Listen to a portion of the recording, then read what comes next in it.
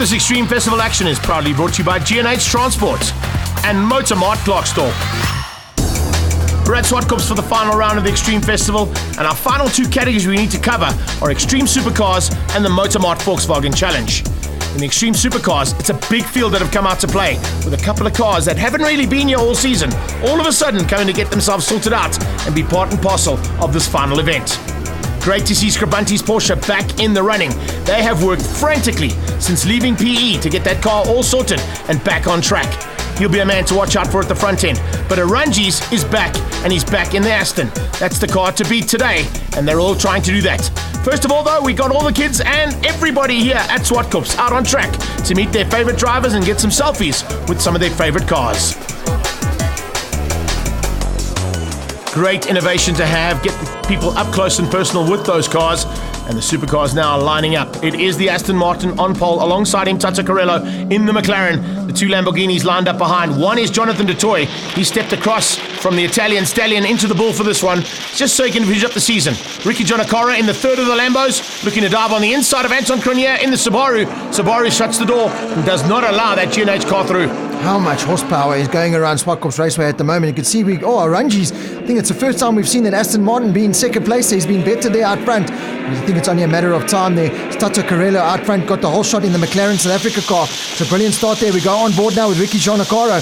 A little bit further back than he would want to be. He's going to try and make up some ground already. You don't want to be losing too much ground as one of the Lambos comes flying around the outside. Yeah, he's having to work hard there to try and fend off the attack. And there comes the Italian stallion. Franco Di Matteo having both duties in his V8. That.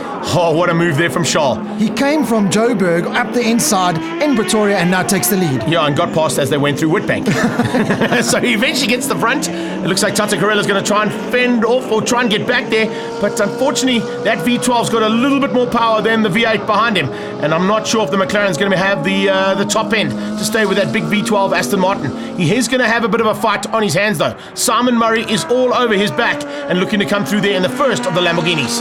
And Greg, just look there, a little bit further back, Franco Scribanti is coming steaming through at a fast rate through all the cars here, and he's going to try and get up into the top five within a couple of laps from the back of the grid almost. That is a brilliant start. Terry Wolford ahead here. He's in that black and yellow Lamborghini. He made his way past Ricky Giannacara. Alvain Steenkamp with a slightly modified version of the fire-breathing Dragon. It's no longer got big flames out the side of it. You can probably call it toothless from now on. He's fighting with Nicky Dix in the Porsche. That's the first of the Porsches at the front end. But here comes Murray. Murray looking for a chance. There goes there was a bit of a maneuver coming there from Franco. Franco had a big look coming out of turn 4. The same as what Tato had done on him there by Simon Murray. Simon Murray went inside, couldn't quite make it stick. I think, yes, Scribanti has been able to get through there on Charles Jabert in the Metal U Spares Lotus. A little bit of problems there for Anton Cronier as Ricky Giannacara dives through, so does Terry Wolford. Looks like that Subaru might be crying out and saying enough is enough. You can see it's not all about horsepower here, it's about how these brakes work at the top of the hill. Now this is really where you do need those brakes to work.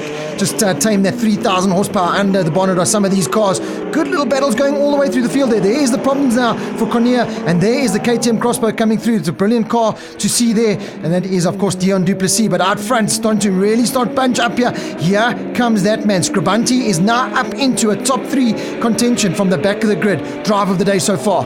Arguably the most powerful Porsche in the country, but I think Mr. Kyle Army would have an argument with me about that. The last time we saw him in action was only a couple of weekends ago at the National Race Day, and he took a double on the day, so now he's going to see if he can do the same thing here. That was against Charles Aranjis, though, in the Lamborghini. Charles is in the Aston this time. Might be a little bit more of a different story here as the Porsche moves to third place. Tata Carrello is having problems getting that car stopped at the top of the hill. He really does lose out a lot to the rest of the drivers. The question mark now is, can Franco Scribanti close down on Aranjis out front? I don't think he can. Oh, these two are getting very close. That's Jimmy Giannacara in a good battle there with Marius Jackson in the Mega Fiber Audi. And just ahead of them is Roy Aubry in his first time out in the 996 Porsche. The man from Haval, Edenvale, doing a super job. Jimmy Giannacara eventually squeezes out, gets ahead of the Audi TT, and now moves up to go on the attack. Porsche versus Ferrari for Class D honours. That should be some fun and games. You got Johan Hutting in there as well, so keep an eye on him. As they come into braking, once again Jackson dives on the inside, tries to go back at Jimbo, but Jimbo's not having none of that. I know there's Lambos and Porsches and Alfa Romeos out there, but that Audi really is something to look at. It's a beautiful car, is that one. And here we go. That is Terry Wolford now, starting to make his way through the field as we go on board. Ooh, one of the BMWs on the side of the road there. That's Zwartkops. So problems there. Did well not to get tagged by any of these cars coming steaming through there. And you can see Jean Nakora in a good battle now there with Wolford out front. You can see Arungi's, and it looks like there's smoke coming from one of the... There's smoke. One of the cars is on fire there. Couldn't quite see who that was. It's Scribanti on fire. Oh, and we got a spin out. Yeah, there's a spin out. I think Scribanti's dropped some oil there. That was Tata Carrillo going through the oil of that burning Porsche. And let's see where it's ended up. I didn't see where Scribanti... There he is. Through turn one, he's pulling to the sideline. He's now realized there's a problem on that car. Hopefully he hasn't dropped too much oil down that front straight away. But Charles Joubert now applying the pressure onto the back end of Simon Murray. You've got Jonathan du Toit behind in the Lamborghini as the Porsche pulls to the sideline and out of this. Wow, very lucky that there was a marshal point right there. But Scribanti, you can see, is very concerned about the fact that that's an expensive fire right there. But he's just spent a huge amount of money fixing that car after a big crash in PE, and the safety car has been deployed. It goes back in. Arungi's going to try and catch the rest of them at bay here and try and get away, and he's done that.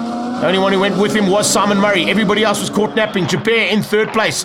Under attack there from Tata Carrillo, now making a welcome return after spinning out and looking for a way past on Jonathan du Toit. Now, good drive from Jonathan du Toit in that borrowed car, doing a good job running up close to the podium finish. There he is. It looks like he's going to potentially get up into the top three. That'll be a brilliant drive. Here comes the rest of the field though. Oh, Terry Wolford, Nicky Dix, Ricky Jean Nakora, Alvain Steenkamp, Dion Duplessis, Franco Di Matteo. They're all right in the mix. Darby Olivier not too far behind as well. As we go on board once again with Ricky Jean Nakora. Flat out stuff. That is so much horsepower going through those tires. Coming on the back straight there, he's got Nicky Dix just ahead of him, and of course the Alfa Romeo there of Franco Di Matteo, who looks like he's got problems slowing down now on the final lap. Heading up to the top of the hill, who's going to win this one out? Nicky Dix has got the advantage, but down the hill comes the Aston Martin. Simon Murray behind him, so it's literally going to be Charles Arungi, Stradale Motorsport, Simon Murray, Stradale Motorsport, first two cars across the line, and Jonathan du Toit for Trans-Africa Racing. His first time out in the bull will take third place. Tata Carrillo recovered to fourth. Terry Wolford in fifth place. First time out for him in the Lamborghini. Let's find out how his day went in that big bull. First time driving the Lamborghini, and I got to say thanks to Sam Hammond. He put me in the car. He phoned me this morning and said, hey, I want you to drive the car. Yeah, man, it's a lot of fun racing against all my mates, you know. So, and you know, I got to say thanks very much to Yaku from Trinity Protection. I mean, you know, at the end of the day, it's his name on that car, and I wanted to say thanks for letting me drive it, you know. Let's catch up with Franco Scribanti and find out what went wrong in the Porsche. I've just had a phone call from my guys loading the car. It would appear that a little plastic oil pipe came off the top of the reservoir bottle and sprayed onto the turbos. So that's what caused the flames, and that was the problem. Very simple, not much. There's hardly any damage, but there's wiring bursts, so we won't get it sorted for the next heat today.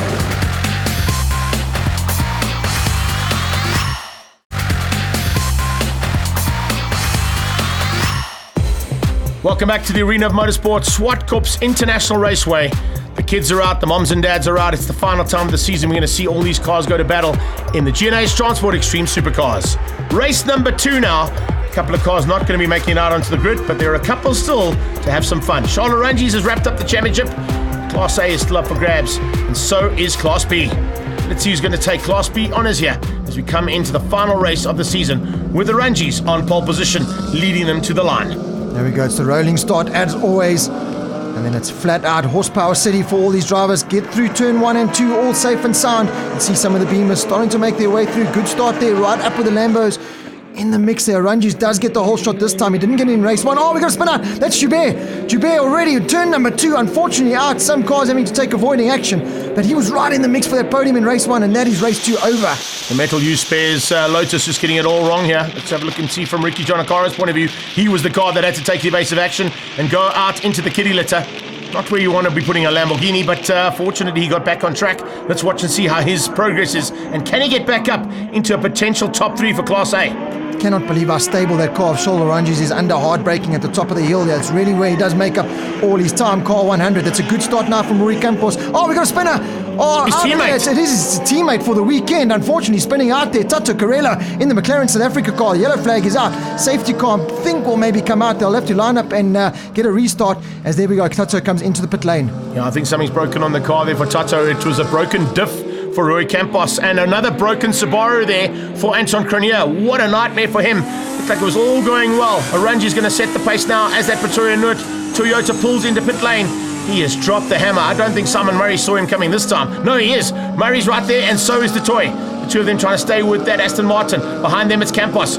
Rui Campos fixing that diff in between the two heats, and they've got that BMW now high-flying ahead of Di Matteo, who sorted out his problems that he had right in the closing stages there of race 1. Another impressive drive this from Jonathan du Toit in that borrowed car, right up in the mix, not only for the podium, but a lot closer to Charles Orangi's than he's been all day. So brilliant stuff there for him. As we go a little bit further back, let's see Roy Aubrey right in there, Johan Hutting, Davi Olafia, and of course Tati Carella, unfortunately out of this race. Oh no, the beautiful Audi, mega fiber Audi. Marius Jackson is out of this race, so yellow flags once again out. No overtaking going into turn 4. Holding station is the two drivers behind Charles Orangi, Simon Murray and Jonathan du Toit, but I think Orangi's, with all the yellow flags going on, is just backing it off. Once the track's clear, he puts the hammer down. A reason for that, of course, is I think the Mega Fiber Audi was a little bit precariously positioned. They've moved it out the way now, and once again that 86 Toyota pulls into pit lane. Oh, look at Murray. Murray's going for it. Murray's going to dive on the inside, and I don't think he's going to get away with that one. Simon Murray diving on the inside. You've got to wait till you cross the line before you hit the accelerator, Simon Murray. So the COC might have a word with him about that, but it's with his teammates, so I don't think there'll ever be a protest there from Charles. That's the only way you're going to get ahead of that Stradale Motorsport Aston Martin out front, and he's done so. Here comes Rui Campos around the outside, throwing the beamer in the mix. Jonathan du Toit trying to just hold that defensive line, but Simon Murray out front getting some good camera time, albeit maybe a little bit illegally. Nicky Dix on the back end of Di Matteo on the Alpha. Then you've got Alvain Steenkamp and Terry Wolford. Oh, Simon Murray's just fending off the attack, but it's just a matter of time.